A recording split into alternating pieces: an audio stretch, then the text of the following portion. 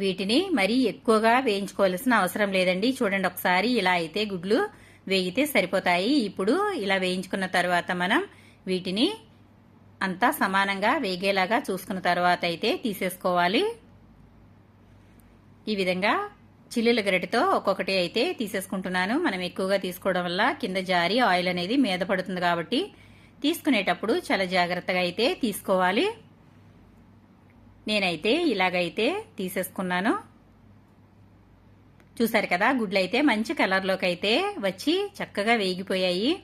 ఇప్పుడు ఇదే ఆయిల్లో కొంచెం మనం బిర్యానీ మసాలా అనేది వేసుకుంటున్నాను. ఇక్కడ నేను చెక్క, లవంగ, అలాగే అనాస పువ్వు, కొంచెం జాపత్రి, మరాఠీ మొగ్గ అయితే వేసుకుంటున్నాను. మనమైతే 3/4 kg బియ్యం అయితే వండుకుంటున్నాం కాబట్టి మనకి ఈ మసాలా అనేది సరిపోతుంది. ఇందులో 2 బిర్యానీ